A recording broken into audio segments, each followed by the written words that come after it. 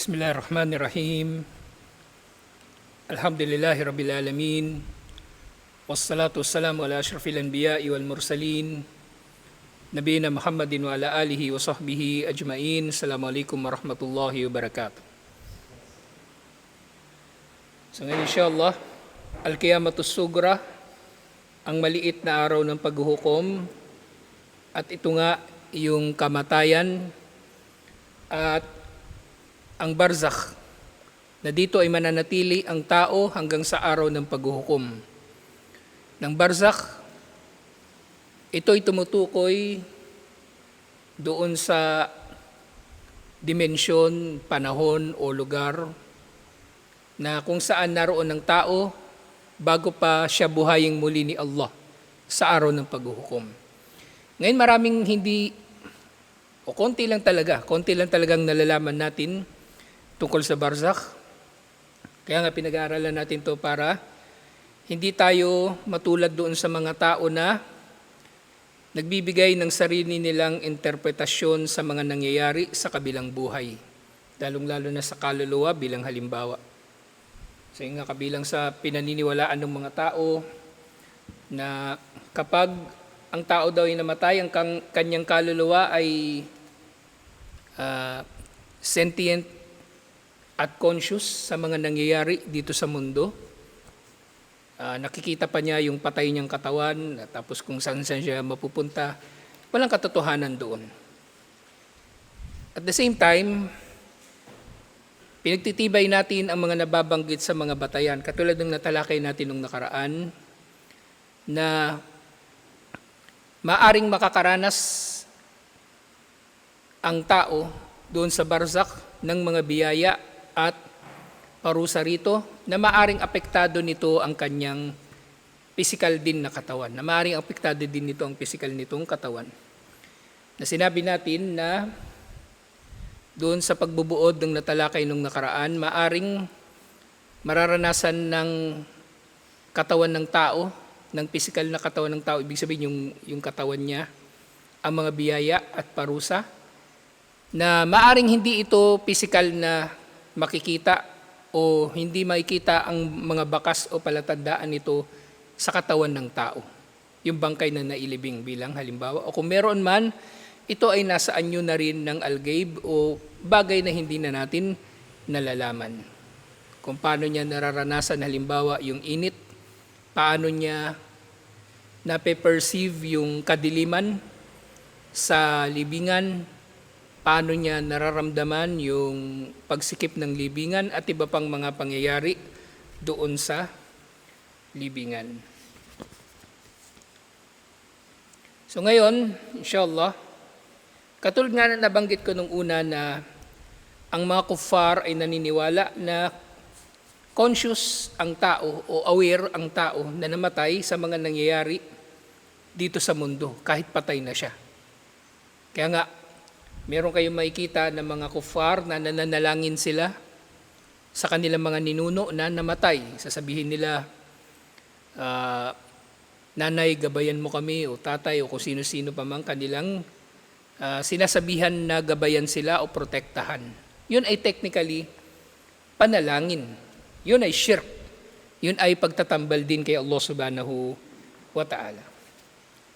So ngayon, yun nga, hal ya'lamul insanu shay'an an ahwalid dunya ba'da mautihi? Meron bang nalalaman ng tao na kahit ano tungkol sa mga nangyayari sa dunya, sa mundo matapos ang kanyang kamatayan? So tulad nga ng pinapakita sa pelikula.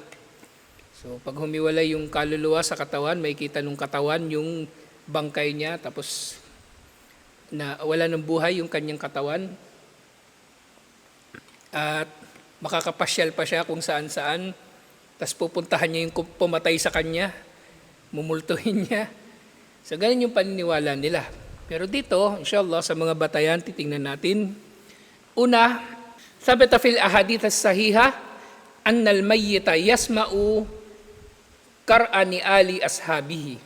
Napagtibay sa mga hadith na sahih, na ang patay ay makakarinig ng yung pagyapak ng mga tsinelas ng kanyang mga kasama. Ibig sabihin yung sa paliwanag pa ng mga scholar, yung mga naglibing sa kanya. Okay, maririnig niya yung yapak ng kanilang mga tsinelas pag alis nila sa libingan matapos na siya ay may libing. Ba'da wad'ihi fi kabrihi. Matapos na siya ay mailagay sa hukay. Gayun din, halain sirafihim, ito ay mangyayari sa pag-alis nila. At ito nga iniulat ni Anas radiyallahu anhu na sinabi ni Propeta Muhammad sallallahu alaihi wasallam, at ito ay hadith na iniulat ni Imam Muslim. Sinabi niya, innal abda ida wudi'a fi kabrihi, tunay ng alipin ni Allah kapag inilagay sa kanyang libingan, watawalla anhu ashabuhu, at tumalikod na ang kanyang mga kasama, ibig sabihin umalis na, paalis na ang mga naglibing sa kanya, innahu layasma'u kar'a ni alihim, tunay na naririnig niya ang yapak ng kanilang mga tsinelas o nung kanilang mga paa. Lilinawin lang natin, baka kasi sinabi dito kar'a ni alihim, tunog ng kanilang tsinelas, baka may mag-iisip paning walang tsinelas, hindi siya maririnig. Nilinaw lang natin, inshallah. Tamlay yung kambal, Nakatulog kayo?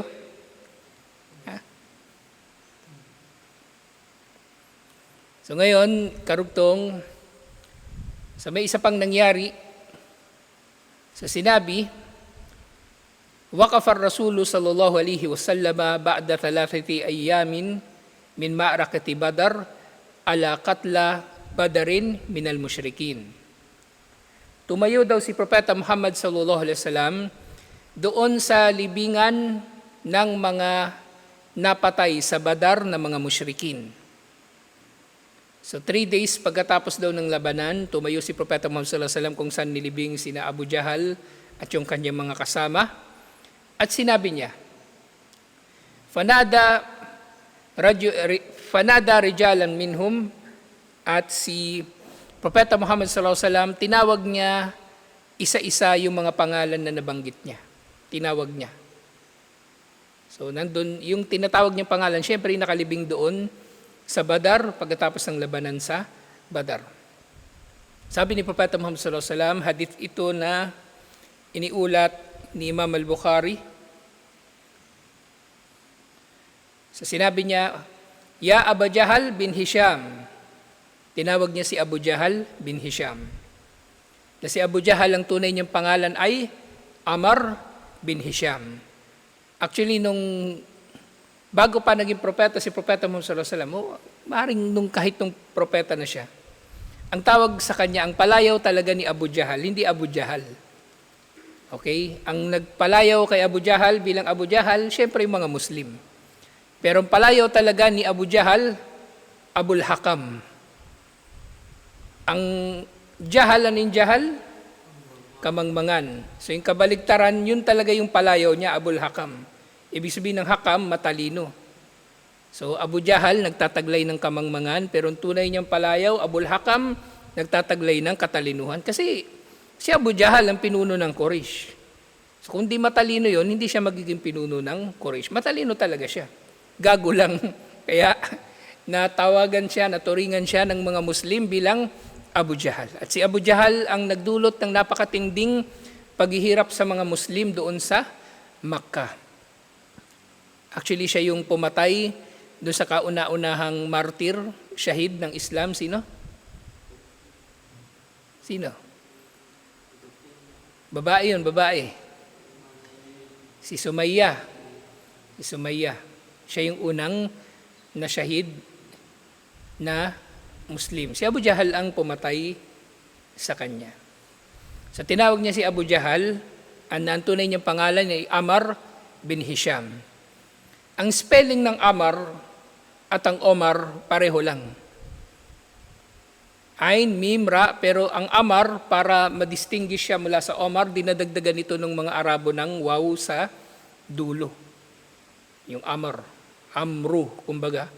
So yun. Pero pareho sila ng spelling. So nga, Ya Abu Jahal, tinawag niya si Abu Jahal. Ya Umayyah bin Khalaf, tinawag niya si Umayyah bin Khalaf.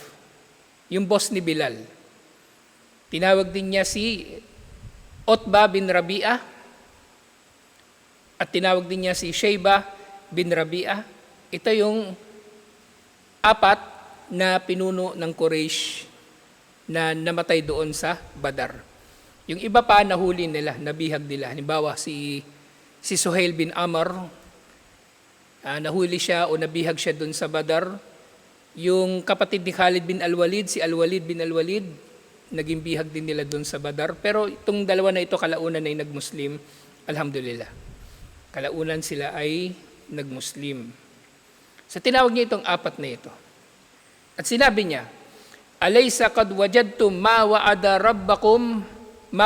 rabbukum haqqa? Hindi pa ba din nyo natatagpuan na ang ipinangako sa inyo ng inyong Panginoon ay totoo? Tinatanong sila ni Propeta Muhammad sallallahu alaihi wasallam na parang sinasabi niya, nakita nyo na ba ang ipinangako sa inyo ng inyong Panginoon? Fa inni qad wajadtu ma wa'adani rabbi haqqa. Dahil ako, natagpuan ko na ang ipinangako sa akin ng aking Panginoon ay totoo. Yun ang sinabi ni Propeta Muhammad sallallahu alaihi wasallam. At sinabi ni Omar bin Khattab radiyallahu anhu na nababanggit dito sa ulat. So sabi ni Omar, at si Omar, galito talaga ugali niya. Yung personality niya na kumbaga, hindi naman walang hiya. Siya, kumbaga prangka. So tinanong niya si Propeta Muhammad sallallahu alaihi wasallam. At maraming pagkakataon na naging ganito si Omar. Naging prangka siya kay Propeta Muhammad sallallahu alaihi wasallam, katulad nung nangyari doon sa panahon ng nag-Muslim siya. Yung sinabi niya kay Propeta Muhammad sallallahu alaihi wasallam, hindi ba tayo nasa katotohanan? So, hinimok niya si Propeta Muhammad sallallahu alaihi wasallam na gawin ng hayag ang kanilang pagiging Muslim at nagtawaf sila kasama si Hamza at ang mga Muslim doon sa Kaaba. Yun ang unang araw ng pagiging Muslim ni Umar bin Khattab radiyallahu anhu. So, sinabi niya, Ya Rasulullah, o sugo ni Allah, kayfa yasma'u, paano sila nakakarinig? Anna yujibu wa kujifu. Paano sila makakarinig? At paano sila makakatugon sa iyo samantalang nabubulok na sila? Kasi ilang araw na silang nakalibing doon. 3 araw na silang nakalibing. So nabubulok na sila. Sinabi ni Propeta Muhammad sallallahu alaihi wasallam, Qala walladhi nafsi biyadihi, sumpa ko sa siyang may tangan ng aking kaluluwa, ma antum bi asma'i lima aqulu minhum walakinnahum la yaqdiruna an yujibu. Sinabi niya, sumpa kay Allah, kayo ay hindi higit na nakaririnig sa kanila. Ibig sabihin, naririnig ni na Abu Jahal ang sinabi ni Propeta Muhammad sallallahu alaihi wasallam, katulad ng kung paano ito naririnig ng mga buhay, katulad ng kung paano ito naririnig ni Propeta Muhammad sallallahu alaihi wasallam. So ito ba ay espesyal lamang doon kina Abu Jahal? Maari. Okay, na sila lang yung kumbaga patay na pinarinig sa kanila ang sinabi ng isang buhay na tao. At paring ito ay himala ni Propeta Muhammad sallallahu alaihi wasallam at hindi ito applicable sa lahat ng tao. Kasi wala namang ganoong ibinigay na paliwanag sa hadith na ito. Sa sinabi ito ni Propeta Muhammad sallallahu alaihi wasallam at narinig ito ni na Abu Jahal. Sa sinabi nga, naririnig nila ako katulad ng kung paano ninyo ako naririnig, o yung literal na sinabi dito, ang pandinig ninyo ay hindi mas mabuti kaysa sa pandinig nila. Ibig sabihin, pareho lang kayo ng pandinig. Pareho ninyo akong naririnig. Pero sila, hindi nila kayang tumugon. Hindi nila kayang sumagot. Thumma amara bihim fasahbu fa'alku fi kalibi Badar. At Pagkatapos nito ay inutos niya na yung mga bangkay. So, ibig sabihin pala, nung pumunta doon si Propeta Muhammad sallallahu alaihi wasallam, hindi pa sila nalilibing. Nandun lang sila pinabayaan sa ibabaw ng lupa. So, sa ikatlong araw, nung dumating doon si Propeta Muhammad sallallahu alaihi wasallam, saka lang niya sinabi doon sa mga sahaba na kunin ng mga bangkay at ilibing ito doon sa bukal ng Badar. So doon sila nilibing at syempre sinarado na yung bukal na yun na kung saan inilibing sina Abu Jahal. So kumbaga parang pinabayaan na yung mga bangkay nila nang umalis o tumakas yung Quraysh mula sa Badar. Sumunod na sinabi, وَقَدْ سَاقَ ابن تيمية جملة من الأحاديث التي تدل على أن الموت يسمعون. Si Ibn Taymiyyah rahimahullah ay tumukoy sa ilang mga hadith na nagbabanggit, nagpapatibay na ang mga patay ay nakakarinig.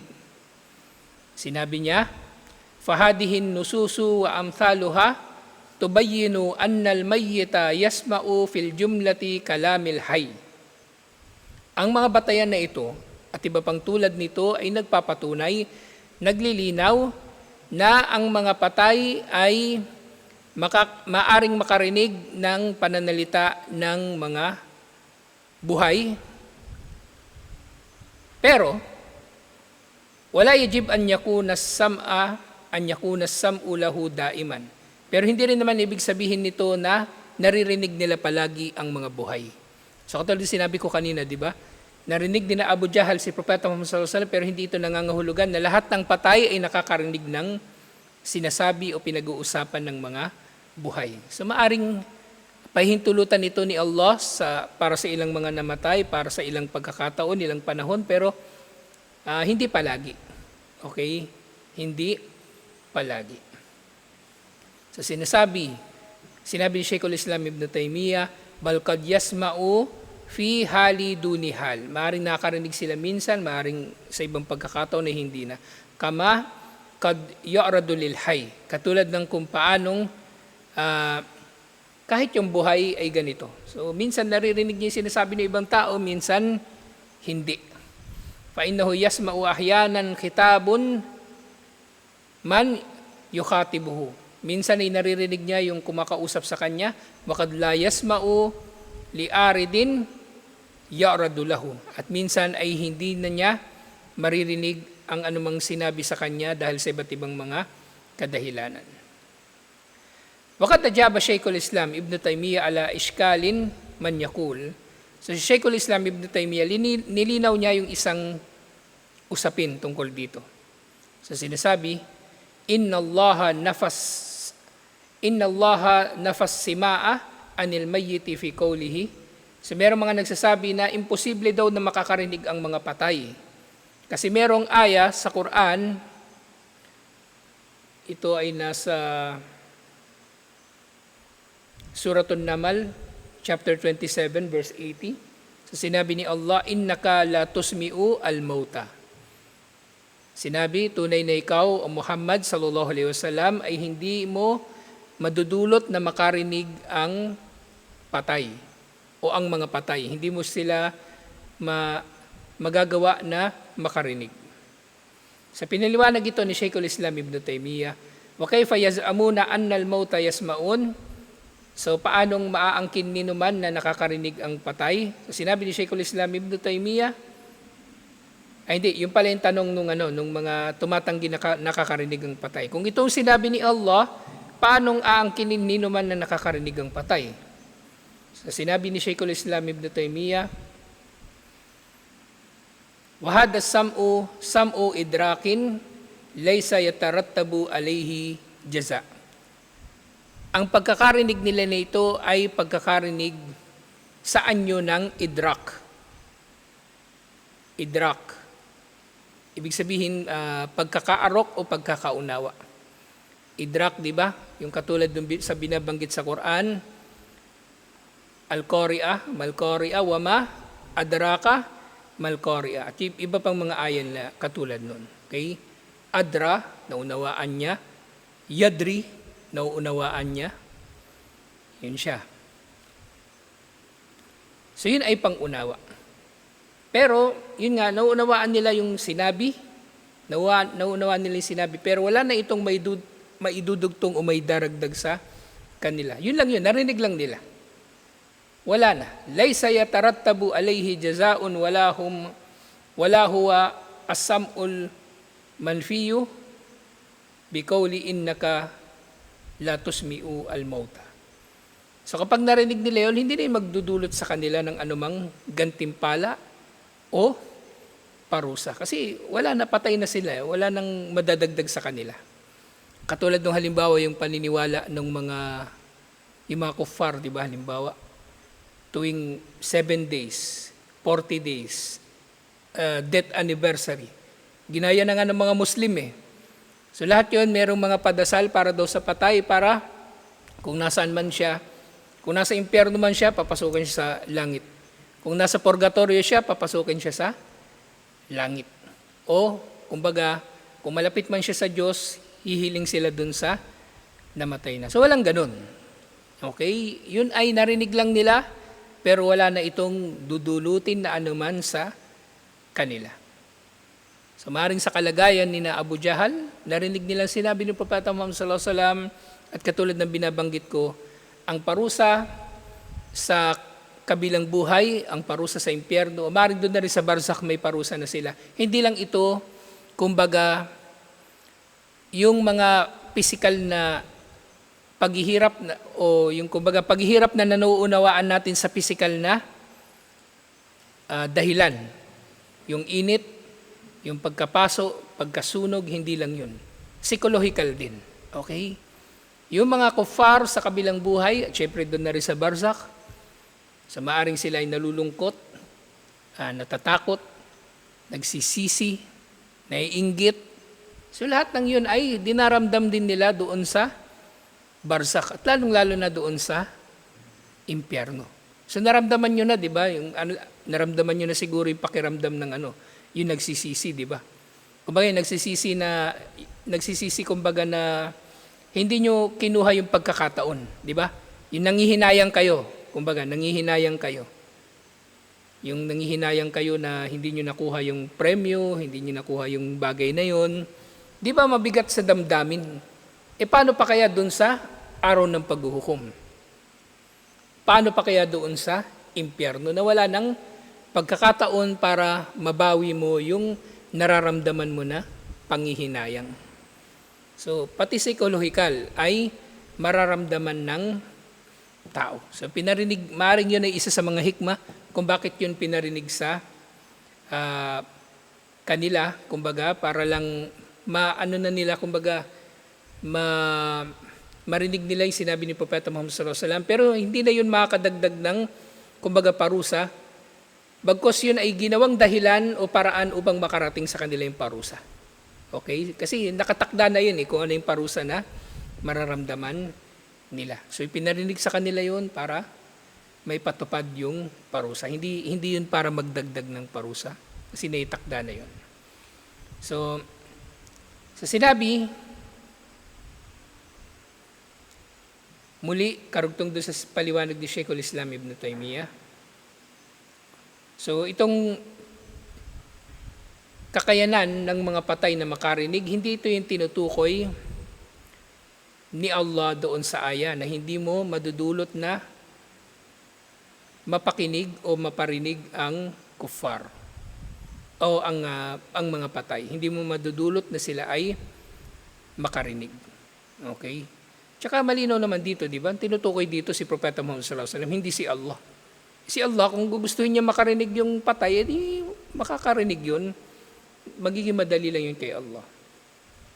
Gayun din sinabi, فَإِنَّ الْمُرَادَ بِذَلِكَ سَمْءُ الْقُبُولِ وَالْإِمْتِثَالِ فَإِنَّ اللَّهَ جَعَلَ الْكَافِرَ كَالْمَيِّتِ الَّذِي لَا يَسْتَجِيبُ لِمَنْ دَعَاهُ وَكَالْبَهَائِمُ الَّتِي تَسْمَعُ الصَّوْتَ وَلَا تَفْقَهُ الْمَعْنَى فَالْمَيِّتُ وَإِنْ سَمِعَ الْكَلَامَ وَقَفَهُ الْمَعْنَى. So So sinasabi ni Sheikhul Islam ni Ibn Taymiyyah, ang aya na ito ay tumutukoy doon sa pagkakarinig nila na ito'y tinatanggap lang nila, naririnig lang nila ito, pero wala na silang magagawa nga dito. At kapag narinig nila ito ay matatanggap na lang nila kung ano yung kalakip nung anumang narinig nila. Anong ibig ko sabihin? Halimbawa nga doon kina Abu Jahal, di ba? So doon sa sinabi ni Propeta Muhammad sallallahu alaihi wasallam, maaring magiging dahilan yun na sila ay magsisisi o manghihinayang, malulungkot. Yung paglayo yung yapak ng mga tao na palayo sa iyo matapos na ikaw ay kanilang ilibing, yun ay nagdudulot din sa tao na nakalibing ng mga damdamin na maaring takot at iba pa. Pero wala na siyang magagawa sa kanyang kalagayan. Yun na yun. Na kung maririnig niya ito, wala na siyang magagawa. Kapag maririnig niya ito, tatanggapin niya na lang kung ano yung sinabi. Hindi na siya makaka-reply, makakasagot. Hindi na siya makakaiwas. Hindi na siya hashtag, ganun. Wala na. Hindi ka na makakapag-post sa Facebook nun. Sasabihin mo, yung mga taong hilig magparinig, ganun. Wala na. Katulad ng kung paanong si Allah ay inihilin tulad niya ang kafir, ang hindi mananampalataya, napatay doon sa inihilin tulad niya yung kafir na namatay na hindi makakatugon sa sino mang tatawag sa kanya. Inihilin tulad niya ito sa hayop, yung bahaim o maaring pastuling hayop na nakakarinig siya ng tunog, oo. Nakarinig ang hayop ng tunog. Pero hindi na niya ito nauunawaan na katulad ng pag-unawa ng tao. Okay? Kaya nga, hindi natin kinakausap yung hayop katulad ng pagkausap natin sa tao. Na kumbaga, aasa tayo na yung hayop sasagot, di ba? Pwede mong tanungin yung hayop. Hindi palaging ganun, kumbaga. Hindi ganun. Ayoko na lang magbanggit ng pusa uli. So yung hayop, nakakarinig siya, pero hindi natin siya, kumbaga, pwedeng kausapin na katulad ng tao. Ibig sabihin, pwede naman na kung gusto mo, sige, hindi haram. Pero tinutukoy ko, ganito yung hayop, katulad ng mangyayari sa mga kuffar na namatay na. Maririnig nila ito, yung gustong iparinig sa kanila ni Allah, pero hindi nila may intindihan ng lubusan at hindi rin sila makakasagot. Kumbaga, ipaparating lang sa kanila ni Allah yung gusto ni Allah na makarating sa kanila. Falmayyitu wa in sami'al kalama waqafahul ma'na.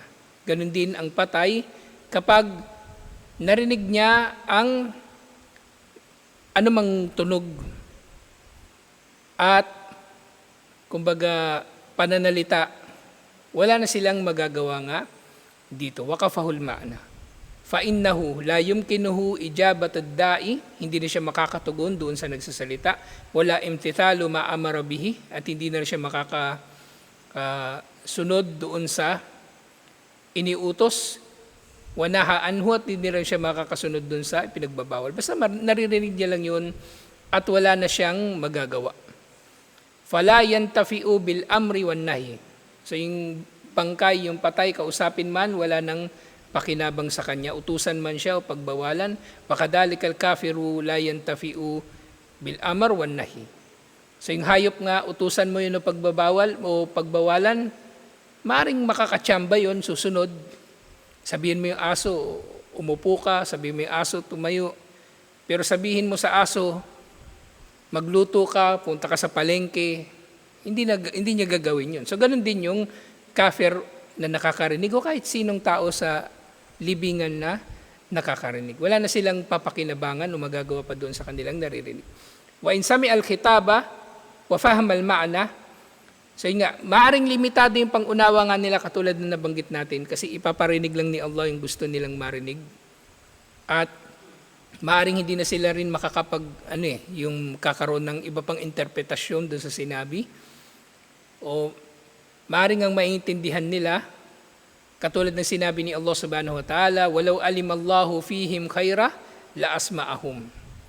So, sa sinabi ni Allah subhanahu wa ta'ala, kung nalalaman lamang ni Allah ang kabutihan sa kanila, ay dinulot niya na siya ay makarinig. Nandun to sa Suratul Anfal, chapter 8, verse 23.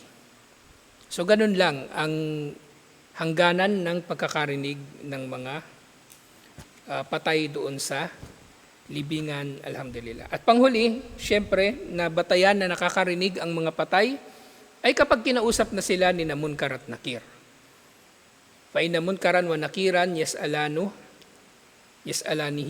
Si Munkar at Nakir ay magtatanong sa kanya, fal mu'minu yuwaffaqu lil jawabil haqq. Ang mu'min, ang mananampalataya ay gagabayan ni Allah na makasagot ng totoong sagot, tamang sagot. Wal kafiru wal munafiku yudallu anil jawab. At ang kafir at ang munafik ay ililigaw ni Allah at hindi sila makakasagot. Okay?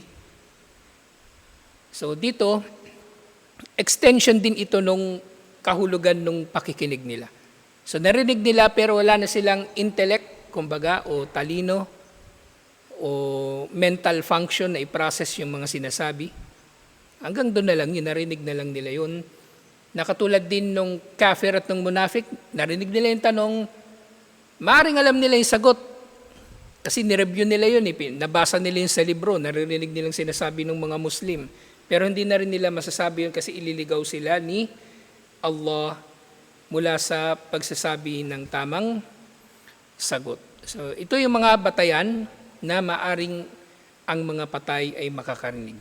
Musliman o hindi Muslim, doon sa libingan, alhamdulillah. So ito na yung huli na pagtalakay natin sa barzakh at nandito na tayo sa mga palatandaan ng araw ng paghuhukom. Natalakay na natin to, di ba? Pero nag-iisip ako pwede naman natin ulitin, inshallah, kasi mahalaga namang ito. Mahalagang topic. Ulitin natin siguro, inshallah, bago natin kunin yung paraiso at impyerno, inshallah. Anyway, mabilis na natin itong matatalakay kasi natalakay na natin. Kumbaga, dadaanan na lang natin ng mabilis, tapos matatalakay na natin yung, hindi pa pala paraiso at impyerno, araw ng paghuhukom pa. Araw ng paghuhukom at yung paraiso at impyerno, inshallah. So itutuloy natin ito next week. Assalamualaikum warahmatullahi wabarakatuh.